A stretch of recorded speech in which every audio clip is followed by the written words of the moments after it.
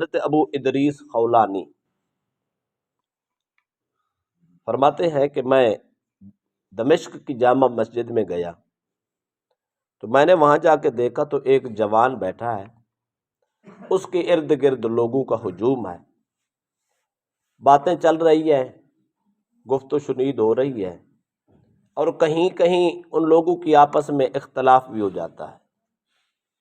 جب آپس میں ان کا اختلاف ہوتا ہے تو وہ سارے اپنی ساری بات اس جوان کو پیش کر دیتے ہیں، اور وہ جو درمیان میں جوان بیٹھا ہے وہ اپنی رائے دیتا ہے کہ بات ایسے نہیں ہے، بات ایسے ہے، تو جو وہ رائے دیتا ہے سارے قبول کر لیتے ہیں۔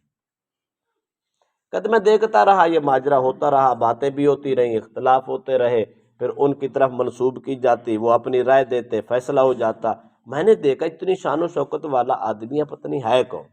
میں نے صاحب ان سے پوچھا جو وہاں لوگ بیٹھے تھے کہ یہ کون ہے؟ انہوں نے کہا یہ حضرت معاذ بن جبل صحابی رسول ہے۔ میں نے کہا جی ٹھیک ہو، اٹھ کے چلے گئے۔ اگلے دن میں نے کوشش کی کہ ظہر کی نماز سے پہلے میں جامع مسجد دمشق میں جا پہنچا۔ میرے دل میں خواہش تھی کہ میں اس سے ملاقات کرنا چاہتا۔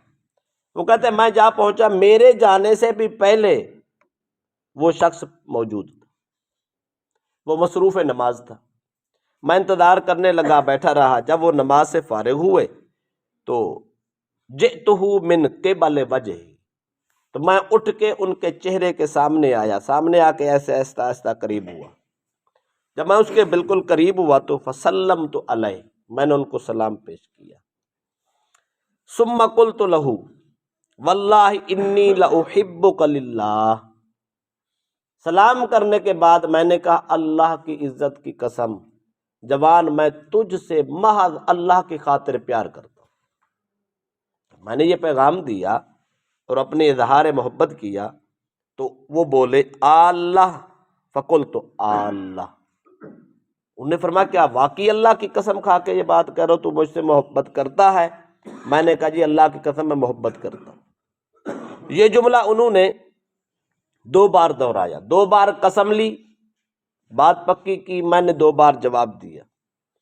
فَأَخَذَ بِحَبْوَةِ رِدَائِي فَجَذَبَنِي إِلَيْهِ، حضرت معاذ بن جبل نے میری چادر کا دامن پکڑا، چادر کا دامن پکڑ کے اپنی طرف قریب کیا، قریب کر کے اپنے پاس بٹھایا۔ جب پاس بٹھایا تو پھر فرمایا اب میں تجھے خوشخبری نہ سناؤں؟ جی سناؤ۔ حضرت ابو ادریس خولانی فرماتے اب مجھے خوشخبری وہ سنانے لگے۔ انہوں نے فرمایا میں نے رسول اللہ صلی اللہ علیہ وسلم کو فرماتے سنا، اللہ تبارک و تعالیٰ کا یہ فرمان، یعنی حدیث قدسی ہے۔ حضرت معاذ بن جبل نے سنایا کہ اللہ کے نبی نے مجھے سنایا تھا کہ قال اللہ تبارک و تعالی وجبت محبتی للمتحابین فیّ وللمتجالسین فیّ وللمتبادلین فیّ، اللہ تعالیٰ نے فرمایا میری محبت واجب ہے اس شخص کے لیے جو آپس میں میری رضا کے لیے محبت کرے، میری محبت واجب ہے ان لوگوں کے لیے جو میری محبت کے لیے ایک دوسرے کے ساتھ جا کے کچھ گھڑیاں بیٹھا کریں، میری محبت لازم ہے ان لوگوں کے لیے جو ایک دوسرے پہ خرچ کریں، محض اللہ کی رضا کے لیے۔ کسی کو چائے پلانی ہے تو اللہ کی رضا کے لیے پلائے، کسی کو کھانا کھلانا ہے اللہ کی رضا کے لیے کھلائے، کسی کے ساتھ جا کے بیٹھنا ہے، گپ شپ لگانی ہے، محض اس لیے جائیں یہ اللہ کا بندہ ہے، اللہ کی رضا کے لیے بیٹھے۔ آپ کی گپ شپ سے اگر وہ خوش ہو جاتا ہے اللہ کی رضا حاصل ہو گئی۔ اور کسی سے محبت کرنی ہے، دنیا کی لالچ بعد میں، باقی معاملات بعد میں، محض اللہ کے لیے محبت کرے، محبت بھی اللہ کے لیے اور صحبت بھی اللہ کے لیے، خرچ بھی اللہ کے لیے، 3 کام اللہ کے لیے کرے تو حدیث قدسی گواہ ہے، اللہ فرماتا ہے اس انسان کی محبت مجھ پہ واجب ہو گئی ہے، میں رب اس سے ضرور ہی محبت کروں گا۔ تو یہ ساری کائنات ایک طرف، رب کی محبت کا ایک جھونکا، رب ایک بار محبت سے دیکھے تو ساری کائنات سے بہتر ہے۔ تو جس آدمی کی ساری زندگی خدا کی محبت میں بدل جائے اس کا عالم کیا ہوگا۔ اس لیے بے لوث محبت کرنی چاہیے، بے لوث دوستی ہونی چاہیے، بے لوث ایک دوسرے کے ساتھ آنا چاہیے۔ بھی دیکھیں اللہ کی رضا کے لیے ہم کسی سے پیار اور محبت اور دوستی کریں، اٹھنا بیٹھنا رکھیں، چائے اور کھانے کا اہتمام کریں، تو کیا خیال ہے دنیا کے کام رک جائیں گے؟ کبھی نہیں رکیں گے۔ حقیقی محبت کا تصدق یہ ہوگا، انسان کے دل میں ایک دوسرے کے ساتھ اتنی پیار ہوگا، بغیر کسی دھوکے کے، بغیر کسی دو نمبری کے، بغیر کسی فراڈ کے، ہم ایک دوسرے کے ساتھ دنیا کے معاملات پہلے سے بھی اچھے کر پائے۔ لہذا محبت خدا کے لیے ہونی چاہیے، آنا جانا خدا کے لیے ہونا چاہیے، کھانا پینا بھی خدا کی رضا کے لیے ہونا چاہیے۔ اسی کے ساتھ اللہ پاک حقیقت بھی عطا کر دیتا ہے، مجاز بھی عطا کر دیتا ہے، ظاہر بھی عطا کر دیتا ہے، باطن بھی عطا کر دیتا ہے۔ سیم اسی طرح کی حدیث ہے، حسن درجے کی حدیث ہے، جامع ترمذی میں موجود ہے۔ حضرت معاذ رضی اللہ تعالیٰ عنہ فرماتے ہیں، سمعت رسول اللہ صلی اللہ علیہ وسلم یقول، یہ وہی حدیث قدسی کا الفاظ مختلف، فرماتے قال اللہ عز وجل المتحابون فی جلالی لہم منابر من نور۔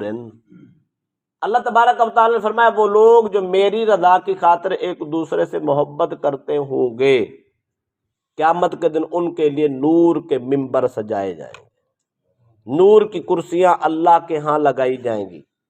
یغبطہم النبیون والشہداء، جب انبیاء اور شہداء دیکھیں گے کہ یہ کون خوش نصیب ہے جو نور کی کرسیوں پہ بیٹھے ہوئے ہیں، اتنی عزت و احترام سے بیٹھے ہوئے ہیں، تو اس وقت ان کو بتایا جائے گا یہ وہ خوش نصیب لوگ ہیں، نہ نبی ہیں، نہ شہید ہیں، نہ صدیق ہیں، یہ درجے تو نہیں رکھتے تھے پر اللہ کی مخلوق سے رب کی رضا کے لیے محبت کرتے ہیں۔ اگلی روایت کے الفاظ یہ ہیں،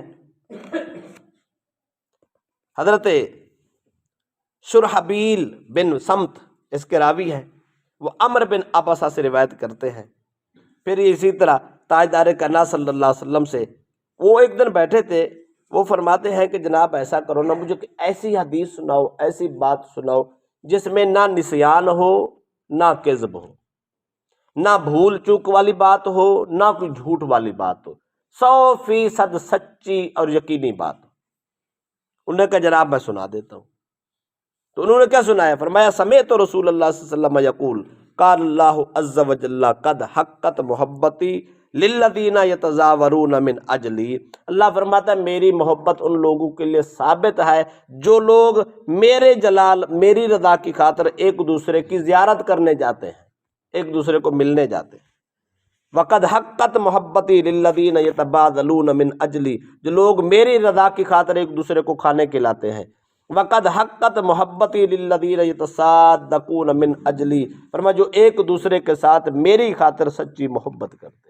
آخری حدیث کے الفاظ ہیں، حضرت عبداللہ بن عباس اس کے راوی ہیں، فرماتے ان للہ جلساء یوم القیامت عن یمین العرش، قیامت کا دن ہوگا اللہ کے عرش، اللہ کی کرسی عدل کے دایاں سائڈ پہ ممبر لگے ہوں گے، نور کی کرسیاں، اللہ جہاں اپنی قدرت، اپنی مثال، اپنی شان کے مطابق قیامت کے دن جلوہ گر ہوگا، اللہ کے ممبر اور کرسی خدا کے ساتھ نور کے ممبر لگے ہوں گے۔ فرماتے وہ جو ممبر ہے، پہلی بات فرماتے کلتا ید اللہ یمین علی منابر من نور، فرماتے اللہ کی ہر طرف دایاں ہے، اللہ دائیں اور بائیں سے پاک ہے، آگے پیچھے سے پاک ہے، اس کی ہر جہت اعلیٰ ہے، لہذا ہر جہت دایاں ہے۔ تو اللہ کی سجی سائڈ پہ، دایاں سائڈ پہ نور کے ممبر لگے ہوں گے، اور وہ جو نور کے ممبر ہوں گے ان پہ کون لوگ ہوں گے؟ فرمایا علی منابر من نور وجوہہم من نور، اللہ ایسے لوگوں کو بٹھائے گا جن کے سارے چہرے ہی نور کے ہوں، ممبر نور، وجود نور، چہرے چمکتے ہوں گے۔ وہ کون لوگ ہیں؟ فرمایا لیسو بانبیاء، وہ نبی نہیں ہوں گے، ولا شہداء، وہ شہداء شہید بھی نہیں ہوں گے، ولا صدیقین، وہ صدیق بھی نہیں ہوں گے۔ یہ سب سے اعلیٰ درجہ مخلوق میں، صدیقین، شہداء، انبیاء۔ فرمایا جن کو اللہ پاک قیامت کے دن اتنی عزت سے نوازے گا، نور کے ممبروں پہ اپنے پاس بٹھائے گا، وہ نہ نبی ہوں گے، نہ شہید ہوں گے، نہ صدیق ہوں گے، یہ تین نہیں ہوں گے تو پھر کون اتنے خوش نصیب ہوں گے؟ پوچھا گیا قیل یا رسول اللہ من ہم، یا رسول اللہ اتنی عزت والے کون لوگ ہیں؟ فرمایا ہم المتحابون بجلال اللہ، جو اللہ کے جلال، اس کی رضا کے لیے آپس میں محبت کرتے ہوں گے۔